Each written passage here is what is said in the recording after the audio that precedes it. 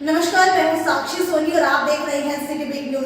सुबह ही अपडेट दी थी आपको कि दुष्यंत चौटाला आज पानीपत की कष्ट निवारण समिति की बैठक लेने के लिए पहुंचने वाले हैं और वहां पर उनका विरोध होने वाला है। ऐसा ही हुआ, किसानों ने उनका काले झंडे दिखा करके विरोध किया और उसके बाद दुष्यंत चौटाला ने कष्ट निवारण समिति की बैठक लेने के बाद एक प्रेस कॉन्फ्रेंस की और उस प्रेस कॉन्फ्रेंस के अंदर दुष्यंत चौटाला की तरफ से क्या कहा गया है, आइए आपको सुनवाते हैं।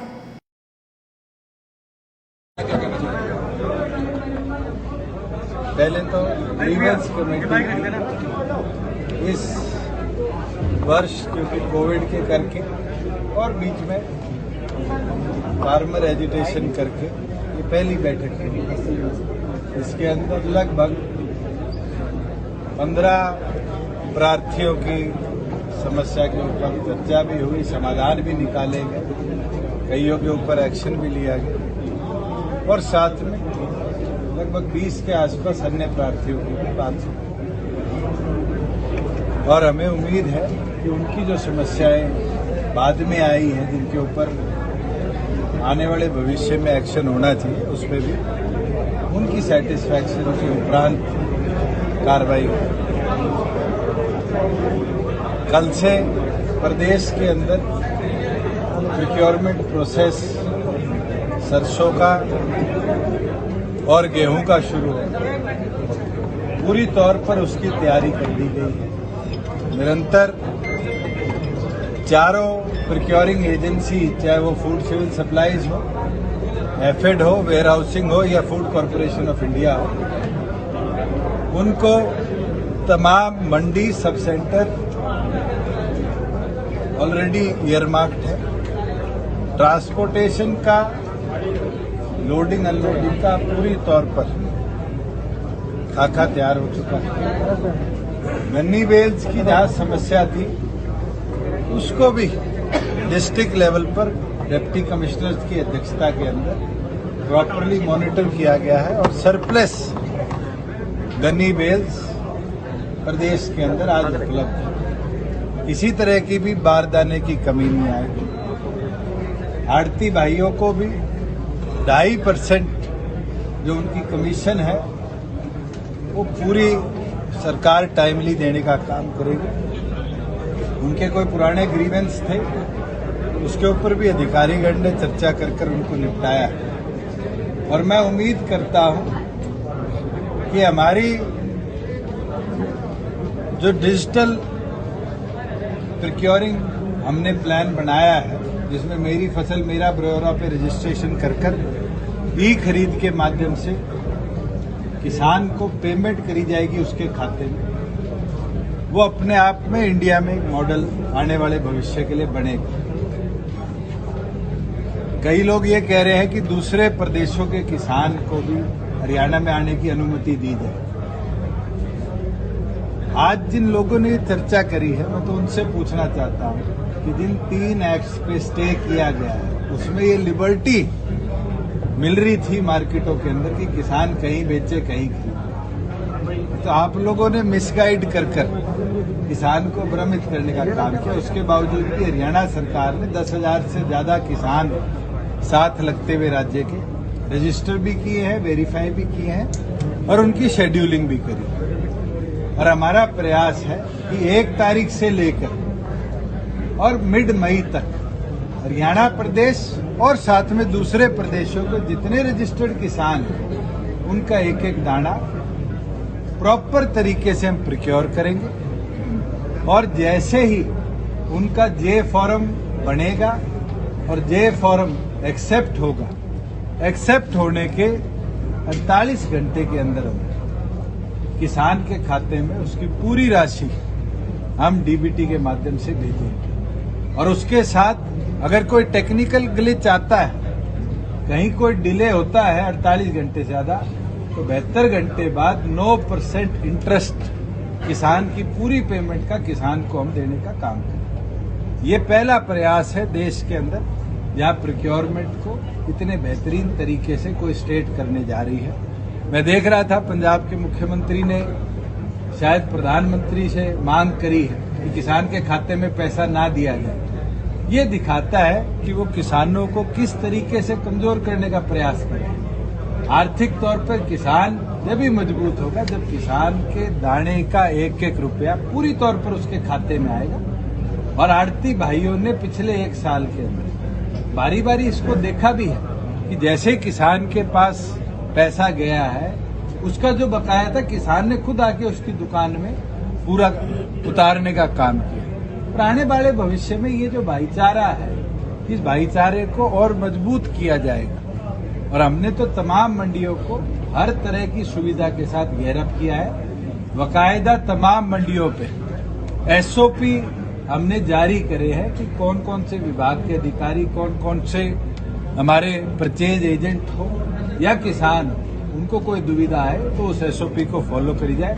उसका पीडीएफ फॉर्मेट भी हम आज संडे तक पूरी तौर पर पब्लिश कर देंगे कि हर एक के मोबाइल में ये व्यवस्था हो कि प्रोक्योरमेंट में अगर कोई दिक्कत आती है चाहे वो ई खरीद की वेबसाइट पे हो चाहे मार्केट कमेटी के कोई सॉफ्टवेयर में हो तो एसओपी फॉलो कर उससे तुरंत निपटारा जाए। किसान आंदोलन का समाधान कब निकलेगा सर? कैसे? ये आप मेरे से मत पूछो, ये उन 40 नेताओं से पूछो जो हजारों की संख्या में किसानों को दिल्ली लेकर गए और पिछले 2.25 महीने से जब केंद्र सरकार चर्चा करना चाहती है वो चर्चा के लिए क्यों नहीं जा रही। आज केंद्र तो तैयार है और मुझे लगता है बिना चर्चा के आज तक कभी भी कोई समस्या का समाधान नहीं निकला। मैं तो इस पक्ष में हूँ केंद्र से किसान नेताओं को चर्चा करनी थी और चर्चा करके इसका निपटारा। आज आप भी जिला सचिवालय पहुंचे पानीपत, किसानों ने बाहर काले झंडे और किसानी झंडे दिखाए तो विरोध कर रहे हैं। पीसफुल प्रोटेस्ट करना सबका अधिकार है, हम भी करते थे, विपक्ष में थे। लॉ एंड ऑर्डर कोई हाथ में ना ले, अगर कोई लॉ एंड ऑर्डर हाथ में लेता है तो सख्ती से कार्रवाई। पंजाब में जो बीजेपी विधायक की जो पिटाई हुई पूरी तौर पर निंदा करता हूं और अगर ऐसी कोई गतिविधि होती है तो मुझे लगता है कि सख्त से सख्त कार्रवाई वहां के पुलिस एडमिनिस्ट्रेशन को उन लोगों के विरुद्ध करनी चाहिए जिनने पब्लिक रिप्रेजेंटेटिव के साथ इस तरह की घटना करी। अगर हमारे प्रदेश के अंदर ऐसी घटना हुई होती तो आज पूरे देश में उसका संदेश भिजवाने का हम काम करते। आज एक इलेक्टेड रिप्रेजेंटेटिव के साथ इस तरह की हरकत कर रहे हैं, आप सोचो कि आने वाले भविष्य में तो फिर किसी के साथ भी कोई भी सामाजिक असामाजिक तत्व ऐसी घटना कर दे उसके लिए जिम्मेवार कौन हो। मैं तो पूरी तौर पर पंजाब पुलिस का फेलियर मानता हूं, उनके एडमिनिस्ट्रेशन का फेलियर मानता हूं कि ऐसी घटना हुई उसको पुलिस वालों ने देखा और वहां कोई कार्रवाई। अभी चौटाला ये कह रहे हैं कि जेजेपी और बीजेपी के अगर बंदे गांव में आए तो उनको बांध लो पोल के साथ। अबे चौटाला को आप सीरियस पॉलिटिशियन मानते हो? मैं तो बता रहा हूं जिस दिन उनको आपने सीरियस पॉलिटिशियन मान लिया उस दिन आपको पता चल जाएगा प्रदेश में क्या क्या। अबे चौटाला तो ये कहते हैं कि सांसद उन्होंने पहली बार आपको ही बनाया था। वो तो पता नहीं, मेरी तनख्वाह भी वही दे रहे होंगे, मेरी ट्यूशन फीस भी वही दे रहे होंगे, मेरे कपड़े का खर्चा भी वही दे रहे होंगे। जो आदमी इस तरह की बातें करता है वो सीरियस पॉलिटिशियन नहीं है। आज राजनीतिक तौर पे कोई चर्चा करनी है तो जरूर करिए। सर सरकार योजना बना रही है किसानों के लिए, भी आपने बताया वो कौन से किसान है जिनको लाभ मिलेगा? क्योंकि किसान सड़कों पे सर, किन किसानों को लाभ मिलेगा सर आपकी योजना का? मैं तो आपसे पूछना चाहता हूँ, आप कह रहे हो किसान सड़कों पर है, मैं कह रहा हूँ किसान को उसकी फसल का पूरा दाम दिया जाएगा। कल 1 तारीख है, आज धीरे धीरे सरसों मार्केट में आनी शुरू हुई थी जिसका पूरी तौर पर प्राइवेट परचेज हो रहा है। तो जो सरसों बेच रहे हैं वो क्या किसान नहीं है? अब 1 तारीख के बाद धीरे धीरे गेहूं आएगी, अगर वो मंडी में लेकर आएगा तो वो क्या किसान नहीं है?